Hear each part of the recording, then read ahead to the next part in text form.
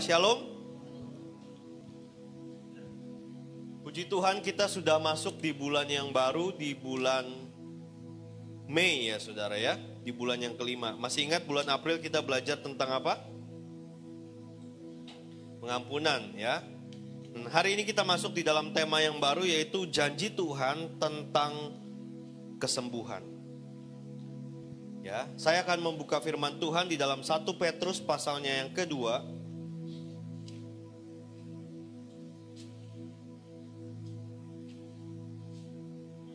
Ayatnya yang ke-24.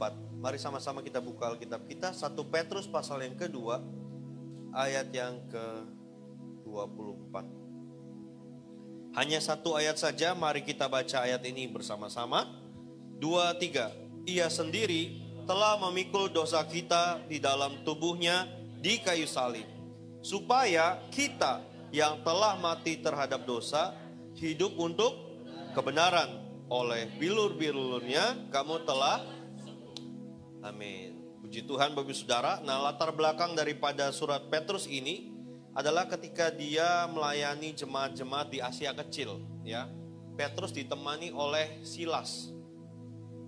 Ya, Petrus ditemani oleh Silas, dan surat Petrus ini ditulis oleh Silas. Ya, Petrus yang ngomong, Silas yang nulis.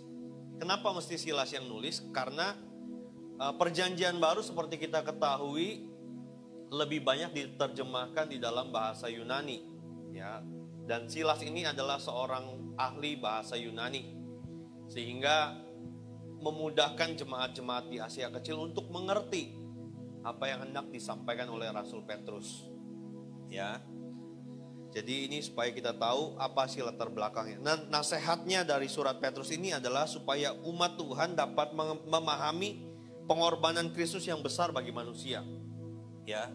Kita sudah memperingati Jumat Agung, memperingati kematian dan merayakan kebangkitan Tuhan. Maka biarlah ini menjadi sebuah perhatian penting bagi setiap kita di sepanjang zaman. Ya, selama ada umat yang percaya kepada Tuhan, kita harus terus mengingat, memperingati, merayakan apa yang Tuhan sudah perbuat. Saudara, hari ini kita bicara tentang kesembuhan, ya. Tetapi kalau kita bicara tentang kesembuhan, tidak hanya tertuju kepada orang yang menderita sakit secara jasmani saja, betul ya? Karena ada saja orang-orang yang sakit secara spiritual. Nah, hari ini saya akan menitik beratkan khotbah saya kepada kesembuhan secara spiritual. Ya.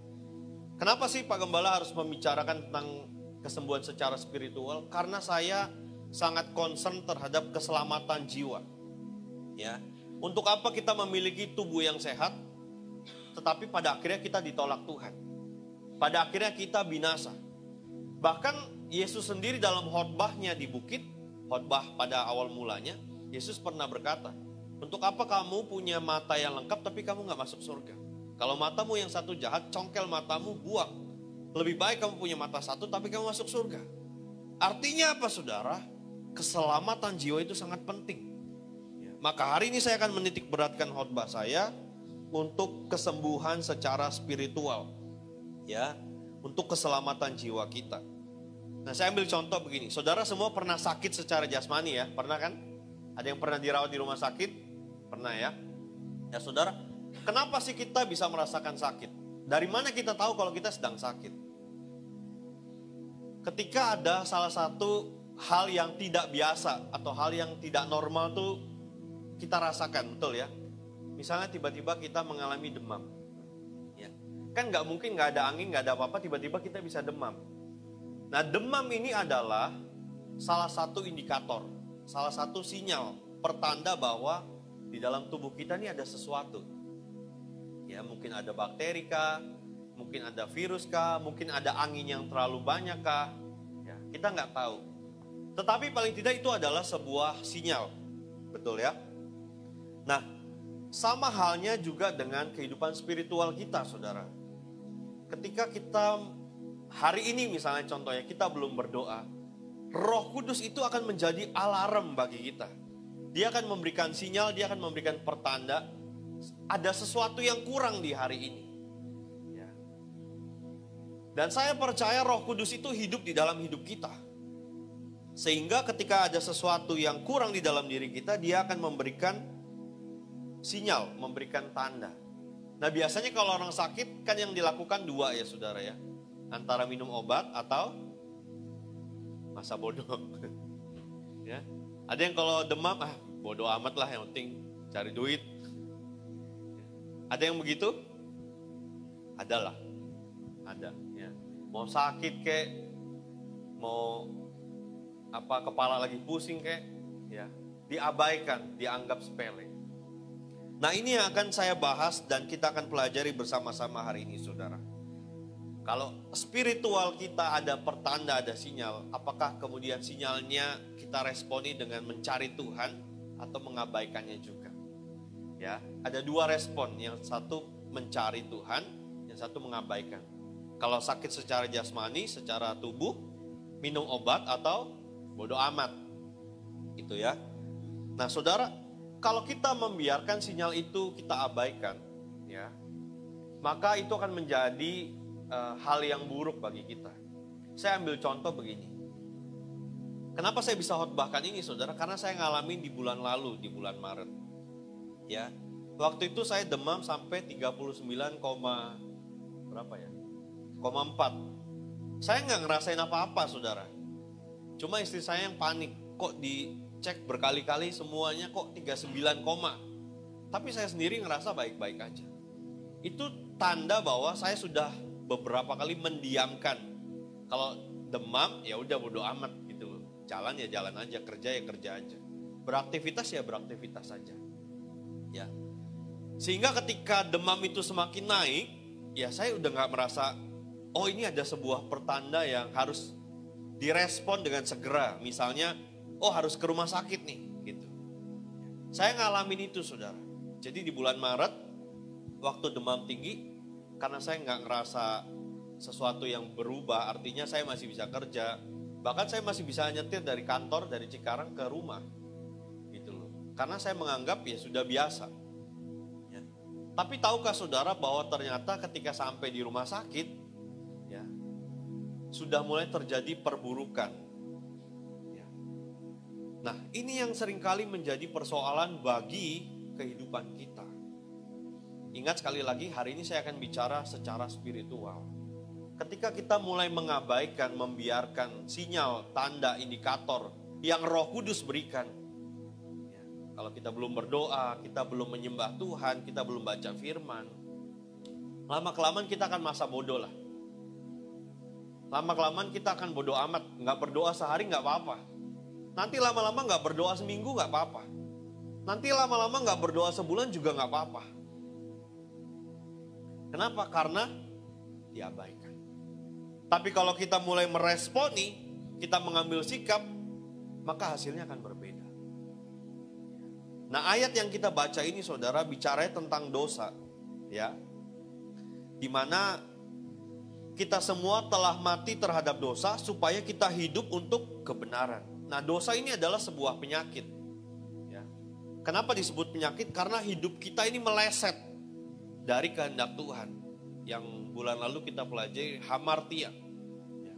Harusnya Tuhan mau kita jadi apa, tapi karena maunya kita sendiri, karena caranya kita sendiri, kita jadi orang lain. Nah saya katakan ini adalah sebuah sakit yang sangat serius. Ya. Dan saya katakan bahwa kesembuhan terjadi hanya kepada orang yang menyadari dirinya sakit. Saya ulang ya. Kesembuhan terjadi hanya kepada orang yang menyadari dirinya sakit. Kok bisa Pak Gembala? Nah kita akan pelajari ada 3 hal saudara. Bagaimana kita bisa mengalami yang namanya kesembuhan. Ya, kalau kita nggak merasa diri kita sakit, kita merasa diri kita baik-baik aja, ya kita mungkin nggak perlu Tuhan. Kita mungkin nggak perlu ke gereja. Kita mungkin nggak perlu baca firman.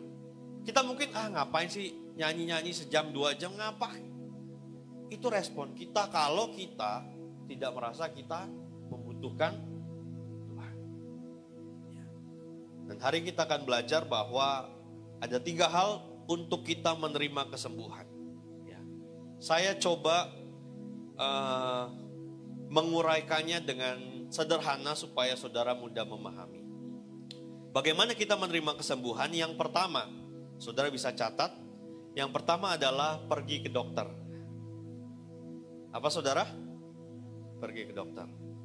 Ya, saya akan pakai gambar secara jasmani, lalu saudara kita belajar untuk melihat sesuatu secara spiritual. Ya, yang pertama adalah pergi ke dokter. Matius pasal yang ke-11 ayat yang ke-28. Ini ayat yang mungkin juga sudah tidak asing buat kita. Matius pasal yang ke-11 ayat yang ke-28. Firman Tuhan berkata, "Marilah kepadaku semua yang letih lesu dan berbeban berat. Aku akan memberi kelegaan kepadamu." Saudara, bagaimana kita menerima kesembuhan? Yang pertama adalah dengan pergi ke dokter. Dalam aplikasi rohaninya adalah datang dan minta pertolongan Tuhan. Ya, supaya saudara gampang ingatnya, yang pertama ingat pergi ke dokter. Saudara, kenapa sih kita perlu pergi ke dokter? Namanya aja dia dokter, dia belajar, dia kuliah, dia mengambil spesialis mungkin ya. Karena dia mendalami untuk mengobati orang. Betul ya? Kita perlu ke dokter karena dokter ini lebih tahu mengobati penyakit daripada kita. Setuju? Ada yang merasa, oh enggak Pak, saya lebih jago dari dokter. Ya, mungkin. Secara teori atau secara pengalaman atau mungkin secara nasihat orang tua kita tahu. Ya. Kalau demam, kalau zaman dulu saya masih kecil, demam tuh pakaiin jaket yang tebal, pakaiin kaos kaki. Zaman sekarang enggak, saudara. Buka baju, buka kaos kaki. Biar anginnya keluar, demamnya turun. Mungkin secara teori atau secara pengalaman kita tahu. Tapi sebenarnya, sejujurnya, kita tidak benar-benar tahu. Saya ulang ya, secara teori atau secara pengalaman sepertinya kita tahu. Tapi sebenarnya kita tidak benar-benar tahu. Contoh lain lagi, kalau misalnya kita demam, apa yang kita lakukan? Pasti kita cari obat-obat paracetamol. Betul nggak saudara? Kenapa kita langsung cari obat paracetamol? Karena berdasarkan pengalaman, berdasarkan teori. Contoh misalnya, kalau demam, maaf ya saya sebut merek, misalnya minum Panadol, minum Sanmol. Secara pengalaman kita tahu kalau demam minumnya ini nih. Tapi pertanyaannya saudara, apakah saudara tahu apa yang menyebabkan saudara demam? Halo? Apakah kita demam dengan minum Panadol, dengan minum Sanmol misalnya, lalu kita jadi sembuh? Kalau mungkin hanya kecapean atau apa, ya mungkin hilang demamnya. Tapi kalau ternyata ada sesuatu yang lain di dalam tubuh kita, hari itu kita bisa turun demamnya, tapi besok naik lagi demamnya. Apa yang kita lakukan? Minum lagi paracetamol. Mau sampai berapa banyak saudara minum? Sekali lagi perhatikan ya saudara. Seolah-olah sepertinya kita tahu, tapi sebenarnya kita tidak tahu. Makanya kita harus ke dokter. Betul ya? Nah, waktu kita ke dokter, saudara, biasanya dokter nanya apa saudara? Gimana keluhannya? Apa yang dirasain? Saya nggak ngerti ya saudara, ada banyak orang berusaha mengelabui dokter. Padahal kalau kita ke dokter, kita tuh harus menceritakan kejadian yang sebenarnya. Kronologi yang sebenarnya yang sedang terjadi, yang kita alami, yang kita rasakan, yang tubuh kita rasakan ini apa? Gitu. Harusnya kita cerita sejujurnya. Supaya apa saudara? Supaya dokter bisa mendiagnosa dengan tepat sakitnya kita ini apa. Betul ya? Tujuannya apa? Tujuannya supaya kita tidak salah dikasih obat. Tujuannya supaya kita tidak salah dilakukan tindakan. Itu sebenarnya tujuannya. Tapi saya juga nggak ngerti kenapa ada banyak orang yang kalau ke dokter tuh nggak mau ceritain yang sebenarnya. Udah minum obat belum? Belum, padahal udah. Kenapa saya bisa ngomong gini saudara? Karena saya pernah. Ya. Dan teman saya yang dokter juga banyak. Gitu. Dan sekarang di rumah sakit, saudara, kalau saudara perhatikan ke rumah sakit, selalu ada tulisan, harap menceritakan kondisi yang sebenarnya. Apalagi kalau saudara ke UGD, nah itu gede tulisan itu. Tujuannya hanya satu, supaya tidak salah untuk mendiagnosa dengan tepat, dengan benar. Jadi poin yang pertama adalah kita pergi ke dokter. Ada orang yang gak mau ke dokter? Ada, saudara. Ya, kenapa sih orang gak mau ke dokter? Takut disuntik. Yang paling umum, saudara, orang gak mau ke dokter karena harus bayar. Ya, betul apa benar? Kedua, ada rasa malas. Kenapa? Karena biasanya kalau kita ke dokter, dokter tuh ngasih tahu, nanti kamu nggak boleh begini, nggak boleh begini, nggak boleh begini dulu ya, selama berapa lama. Betul ya? Misalnya contoh waktu itu saya pernah operasi kantong empedu. Dokter bilang, tidak ada goreng-gorengan, tidak ada minyak-minyakan, tidak ada es, tidak ada ini, waduh macam-macam depan tangannya. Kita rasanya nggak mau denger tuh yang begitu. Ya, kenapa? Karena kita nggak mau merubah kebiasaan kita. Atau yang kedua, kita nggak mau dengar kenapa? Gue udah tahu tuh bakal begitu. Makanya kita merasa kita nggak perlu ke dokter. Karena kita udah tahu penyakitnya ini apa kurang lebih. Ya, berdasarkan teori dan pengalaman kita. Atau berdasarkan kita coba-coba googling gitu ya. Lalu kita mulai mencoba mendiagnosa sendiri. Nah yang ketiga ya seperti Pak Budi bilang mungkin takut disuntik. Ya. Yang keempat, kita seringkali menganggap sepele kondisi badan kita. Ntar juga baik sendiri. Ya. Atau yang paling sering saya dengar adalah, udah ditidurin aja, besok juga baik. Kita anggap sepele, makanya kita merasa kita nggak perlu ke dokter. Apa makna rohaninya, saudara? Makna rohaninya adalah Tuhan lebih tahu keadaan kita daripada diri kita sendiri. Tuhan lebih mengerti keadaan kita. Kita hanya bisa menduga-duga. Tapi Tuhan tuh tahu jauh lebih dalam bagaimana keadaan kita yang sebenarnya. Makanya poin yang pertama adalah kita perlu datang kepada Tuhan. Ya. Dan biarkan kita diobati dan disembuhkan. Poin yang pertama, kita perlu datang kepada Tuhan supaya kita diobati dan disembuhkan. Waktu kita datang kepada Tuhan, kita ceritakan apa yang kita alami. Mungkin kita kecewa, mungkin kita sakit hati, mungkin kita tersinggung dengan seseorang. Saudara, saya mau kasih tahu ya, Tuhan itu adalah satu-satunya pribadi yang tidak akan pernah membocorkan rahasia kita. Ya, jadi ceritakanlah apa adanya, saudara. Jangan saudara mikir gimana caranya supaya Tuhan tuh gak tersinggung. Gimana ceritanya supaya Tuhan tuh bisa ngerti maksudnya. No, saudara. Ceritakanlah apa yang saudara alami, apa yang saudara rasakan kepada Tuhan. Nah sekarang balik lagi. Kenapa orang tidak mau datang kepada Tuhan? Yang pertama tadi karena ada harga yang harus dibayar. Betul ya? Ketika kita datang kepada Tuhan, saudara memberikan waktu, memberikan apalagi tenaga saudara, memberikan pikiran saudara. Ada hal yang harus saudara korbankan kepada Tuhan. Ketika saudara datang kepada Tuhan, sudah jelas ya, Tuhan dengan dosa itu terpisah. Maka ketika kita datang kepada Tuhan, berarti kita siap meninggalkan dosa dan kedagingan kita. Itu yang seringkali kita tidak siap. Makanya kita tidak mau datang kepada Tuhan. Kita nggak mau berobat nih. Kita sering menganggap, oh enggak, saya baik-baik aja, saya sehat.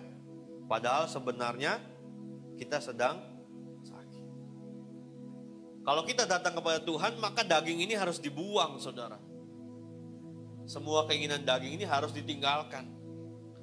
Saya paling ingat nih, saudara ya. Ada satu dokter yang saya anggap sudah seperti dokter pribadi saya. Ya, kenapa? Karena setiap saya sering nanya dia. Dia tahu apa yang paling pantang buat saya. Menurut dia, mumpung masih muda, saya tuh harus jaga supaya kolesterolnya nggak tinggi. Makanya dia udah kasih saran, bro, lu jangan makan daging merah ya. Saya bilang, justru daging merah itu paling enak. Apalagi yang berkaki 4. Betul nggak saudara? Tapi justru itulah yang menyebabkan kolesterol. Goreng-gorengan enak nggak? Oh, enak sekali. Tapi justru itu yang menyebabkan kolesterol. Kita tidak mau datang kepada Tuhan karena kita nggak siap tinggalin dosa kita, saudara. Terlalu nyaman dan terlalu mengasihkan buat kita dosa ini. Makanya kita nggak mau datang sama Tuhan. Atau kenapa kita nggak mau datang sama Tuhan? Karena kita nganggap, oh enggak Tuhan, masalahku masalah kecil kok. Oh, dosa yang saya lakukan ini dosa kecil kok. Nggak perlu sampai Tuhan mesti turun tangan beresin, nggak usah. Saya bisa beresin. Itulah alasan-alasan kenapa kita tidak mau datang kepada Tuhan. Karena kita menganggap, kita merasa seolah-olah kita ngerti apa yang kita alami. Padahal sebenarnya kita hanya menduga-duga saja. Tuhan lebih tahu keadaan kita, saudara. Ya. Dan yang paling penting adalah kita menyadari bahwa kita ini butuh Tuhan. Ya. Kalau kita tidak sadar kita butuh Tuhan, ya ngapain kita datang kepada Tuhan? Saudara nyetir butuh SIM nggak? Ada yang gak punya SIM? Ya. Kita nyetir kita butuh SIM. Makanya kita pergi ke rumah sakit. Enggak ya. Kita pergi kemana? Polda, ke Samsat. Kita urus, kita bikin SIM. Kenapa? Karena kita butuh. Kalau kita gak sadar kita butuh Tuhan, ya wajar kalau kita gak cari Tuhan. Kenapa? Karena kita merasa kita bisa berjalan tanpa Tuhan.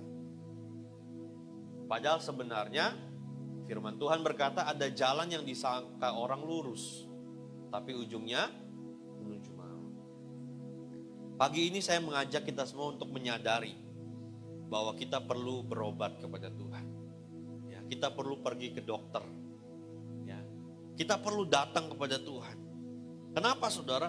Karena pertobatan kita yang sungguh-sungguh itu akan mendatangkan pengampunan Tuhan dalam hidup kita. Dan itu akan menyembuhkan kita. Saudara ingat gak? Ada satu peristiwa ketika Tuhan Yesus di bumi ini, dia datang kepada orang sakit.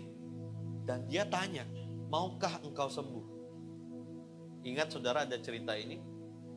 Kalau saudara yang lagi sakit, saudara ditanya gitu, saudara jawabnya apa? Kenapa sih ini orang nanya? Ya maulah. Betul nggak? Orang sakit ditanya, mau nggak sembuh? Jawabannya, mau. Tapi kenapa Yesus mesti tanya? Kenapa Yesus mesti tanya, maukah engkau sembuh? Karena ketika kita jawab, ya Tuhan saya mau sembuh. Berarti kita siap untuk mengikuti Tuhan. Berarti kita siap untuk mempercayakan hidup kita kepada Tuhan. Kita siap untuk mengikuti step-step yang Tuhan mau lakukan. Bukan Tuhan yang ngikutin kita. Saya ulang ya. Kenapa Tuhan mesti tanya, maukah engkau sembuh? Karena disitulah butuh kerelaan kita untuk mengikuti apa yang Tuhan mau, bukan apa yang kita mau. Aturan mainnya itu aturan mainnya Tuhan, bukan maunya kita. Jangan sampai kita mau ikut Tuhan, tapi kita yang mau ngatur Tuhan. Oh enggak Tuhan, caranya bukan gitu, yang benar begini. Ketika kita memutuskan untuk mengikuti Tuhan, maka yang harus kita ikuti adalah aturan mainnya Tuhan. Caranya Tuhan, bukan caranya kita. Makanya Tuhan mesti tanya, maukah engkau sembuh? Sekarang saya tanya saudara, maukah saudara ditolong Tuhan? Caranya dari mana? Cara dari Tuhan atau cara dari kita? Oh enggak Tuhan, ini caranya stepnya A, B, C. Tuhan ikutin aja. Tuhan berkati aja nih saya mau ngelakuin ini. Kita hanya belajar dari pengalaman dan teori. Tapi ingat Tuhan jauh lebih tahu keadaan kita. Dan dia lebih tahu bagaimana membereskan hidup kita. Amin saudara. Jadi bagian yang pertama kita perlu datang kepada Tuhan. Kesembuhan terjadi ketika kita datang kepada Tuhan. Yang kedua, biasanya setelah ke dokter, apalagi saudara?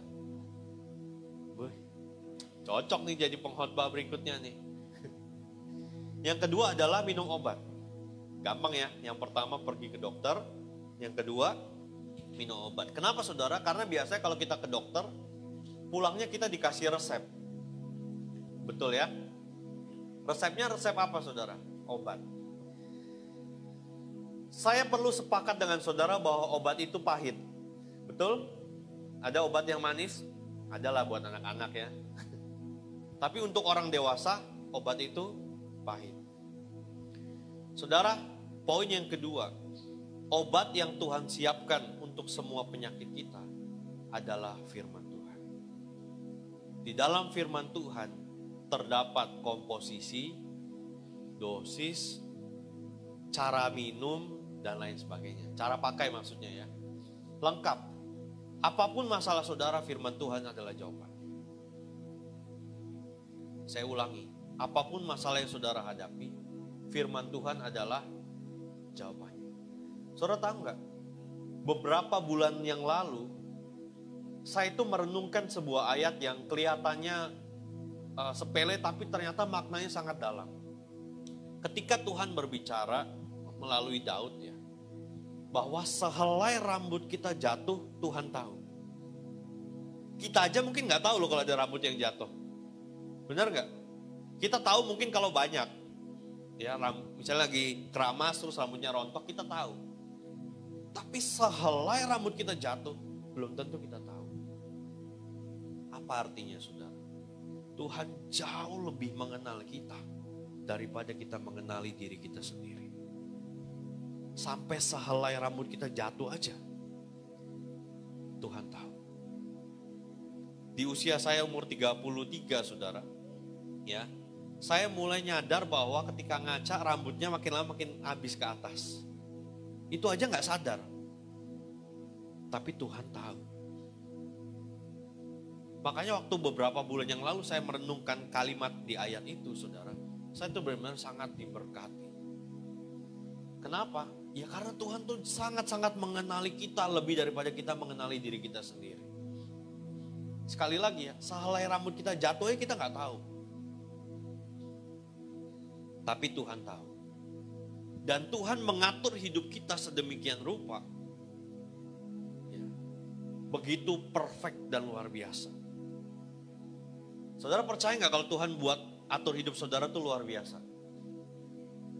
Maaf ya saudara, maaf. Yang laki-laki saudara punya kumis kan? Bayangkan kalau kumis saudara tubuhnya seperti rambut saudara. Capek nyukurnya saudara.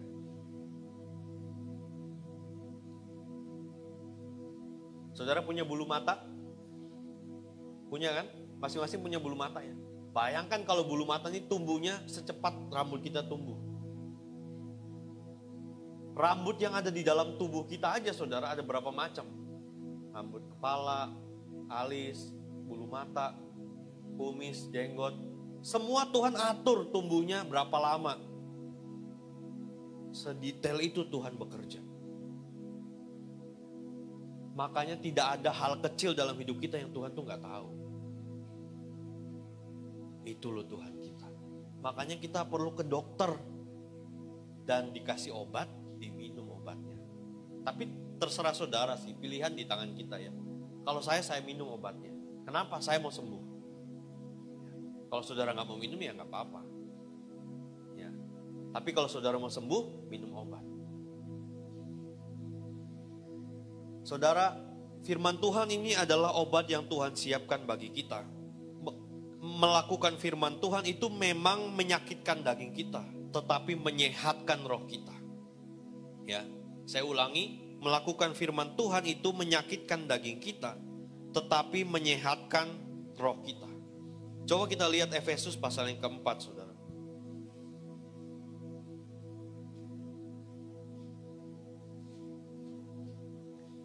Ayatnya yang ke-31 dan ke-32.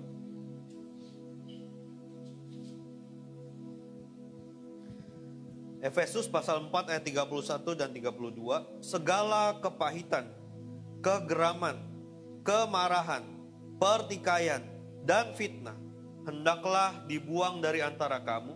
Demikian pula segala kejahatan. Tetapi hendaklah kamu ramah seorang terhadap yang lain, penuh kasih mesra dan saling, sebagaimana Allah di dalam Kristus telah mengampuni kamu. Saudara, seperti bulan lalu kita sudah belajar tentang pengampunan, ya. Rasanya seperti menelan pil pahit ini. Rasanya seperti menelan obat yang pahit ini ketika kita harus melepaskan pengampunan. Tetapi sebenarnya itu sedang menyehatkan roh kita. Mengampuni sepertinya kita sedang menelan pil pahit. Tetapi sebenarnya sedang menyehatkan roh kita. Amin, saudara. Makanya saya bersyukur tema kita itu nyambung setiap bulan gitu. Ya. Bukan dibuat direkayasa, tidak, saudara. Ini didoakan, digumuli dengan sungguh-sungguh. Mau nempatin tema ini di bulan apa? Waktu saya mempersiapkan firman Tuhan ini, ya, kami ngobrol-ngobrol dengan Ibu Gembala. Iya ya, kok nyambung ya rasanya ya. Saudara, sekali lagi, mengampuni seperti sedang menelan pil pahit. Tetapi itu menyehatkan roh kita. Ya, jadi lepaskanlah pengampunan. Ada satu ayat lagi kita buka di dalam Amsal pasal 17 ayat yang ke-22.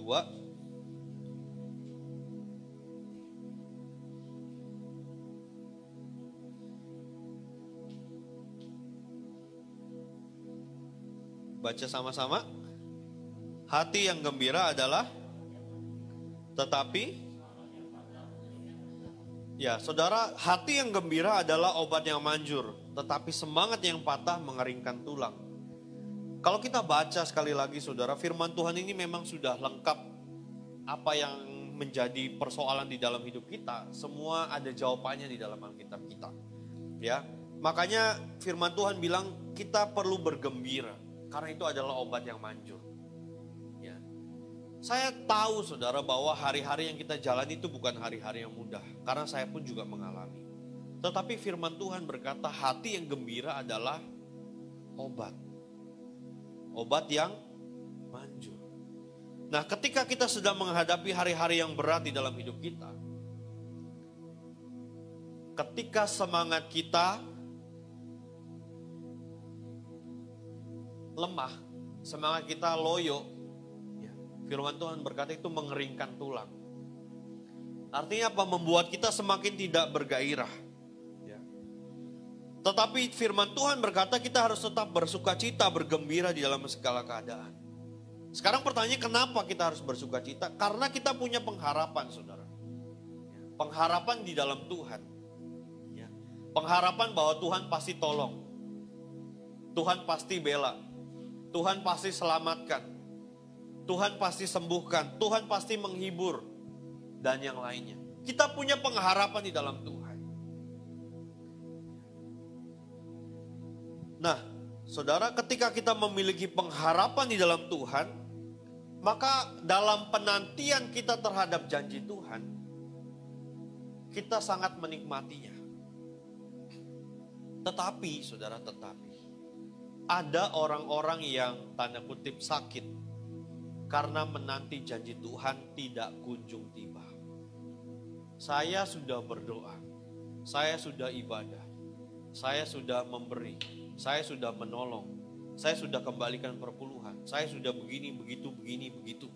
Kenapa Tuhan tidak tolong saya? Ada orang-orang yang menjadi sakit di dalam pengharapan menantikan janji Tuhan. Lalu kemudian kita mulai coba cari pertolongan secara instan. Yang cepat aja lah, nungguin Tuhan kelamaan. Saudara, Tuhan tidak pernah terlambat. Dia juga tidak pernah terburu-buru. Waktu Tuhan adalah yang terbaik. Mungkin saudara sudah baca ayat tentang kesembuhan misalnya. Saudara udah dengar kesaksian orang-orang yang disembuhkan dari penyakit macam-macam.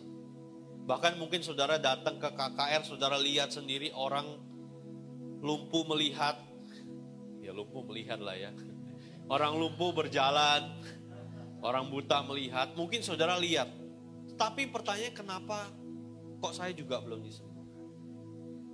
Sekali lagi saudara, di dalam pengharapan ada banyak orang-orang yang menjadi sakit karena menanti pertolongan Tuhan itu digenapi.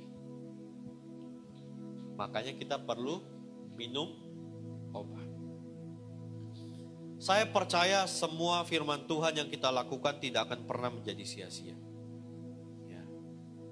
Selama kita tekun, selama kita taat, saya yakin dan percaya tidak akan pernah ada yang sia-sia.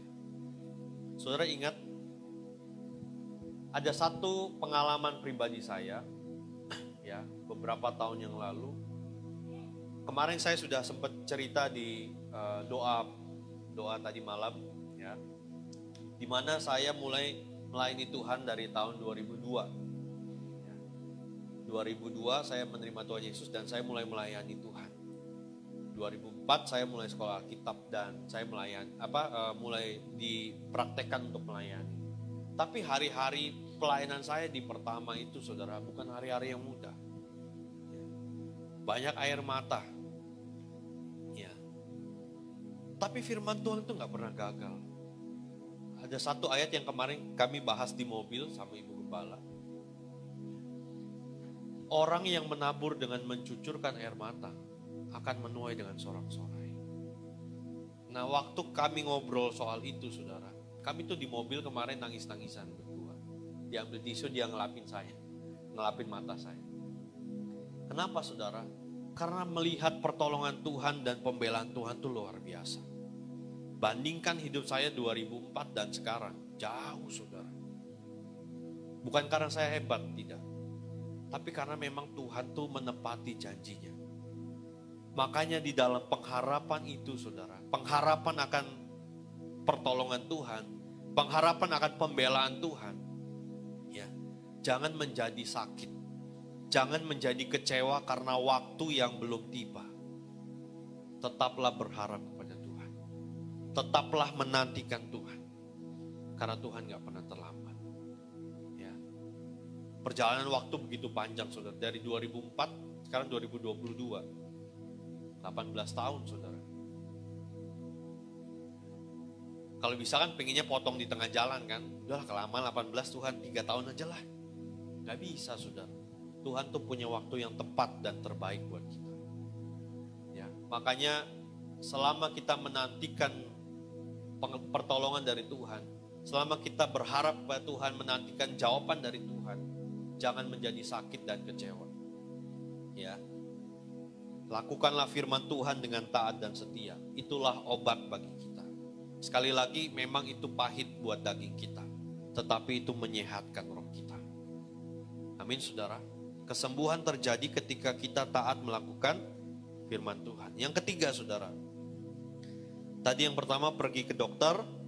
Yang kedua minum obat. Yang ketiga adalah istirahat. Nanti kalau saudara pulang ditanya, tadi khotbah apa di gereja? Suruh ke dokter, suruh minum obat, terakhir suruh istirahat. Mazmur 41 ayat yang keempat.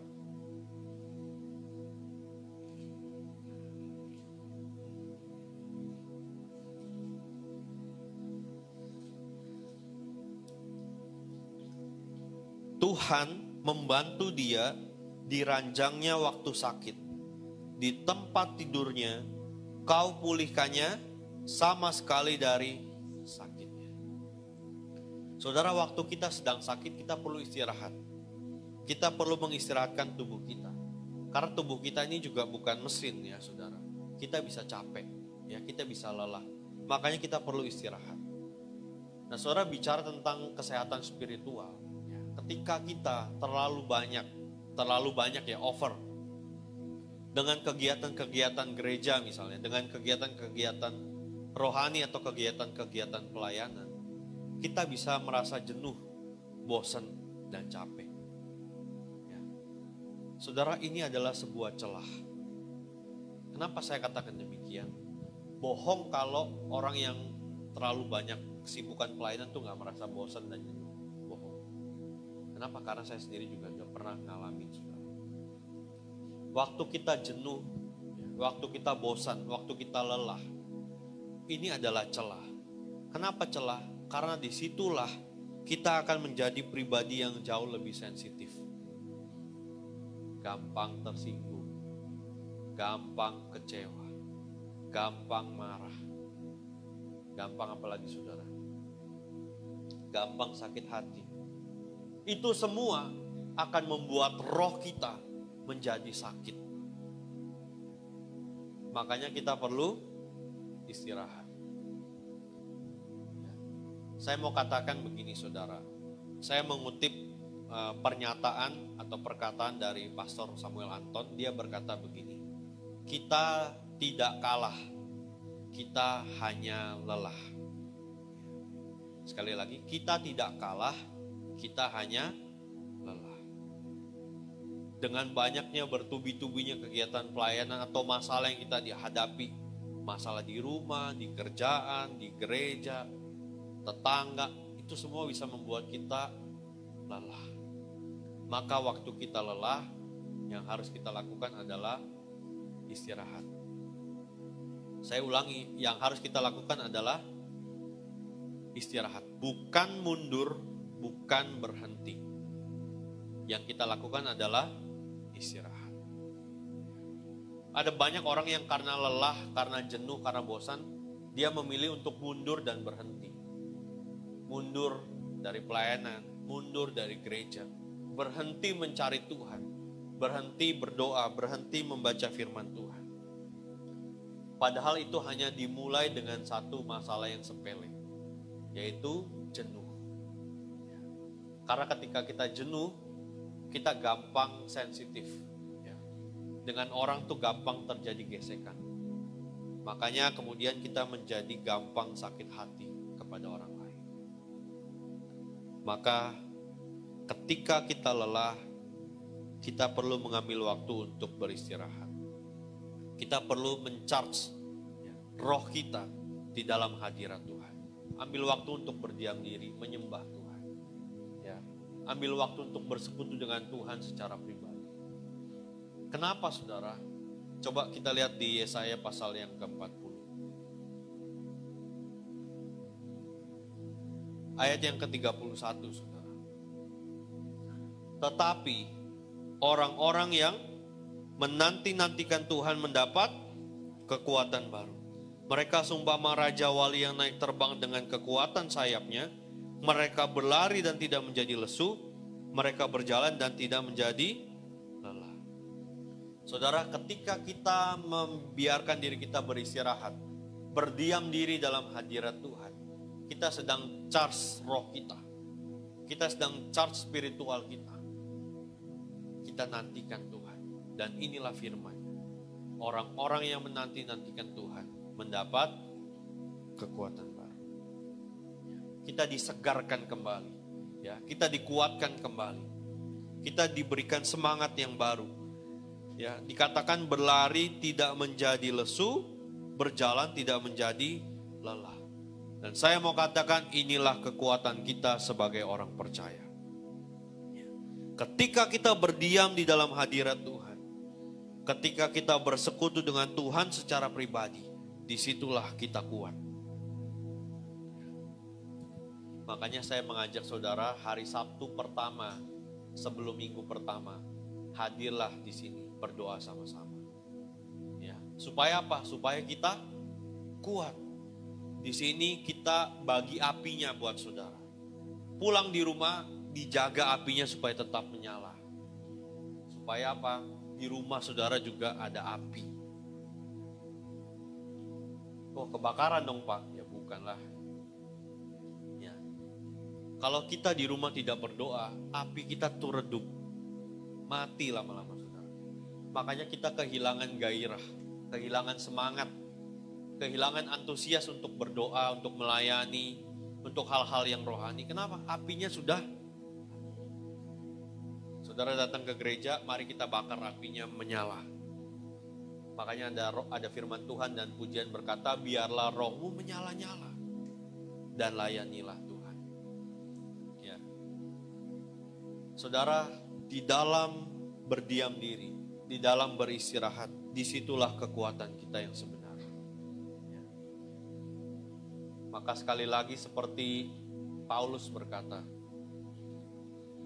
segala perkara dapat kutanggung di dalam Dia yang memberi ini, saudara. Orang-orang yang menanti-nantikan Tuhan mendapat kekuatan. Kesembuhan dapat terjadi ketika kita orang percaya beristirahat dalam hadirat Tuhan. Ini 3 poin yang saya bagikan bagi kita semua siang hari ini. Pergi ke dokter, minum obat, istirahat. Datang kepada Tuhan, lakukan firman Tuhan dengan taat dan setia, dan berdiam dirilah dalam hadirat Tuhan. Ayat yang terakhir, saudara, Wahyu pasal 3 ayat 19.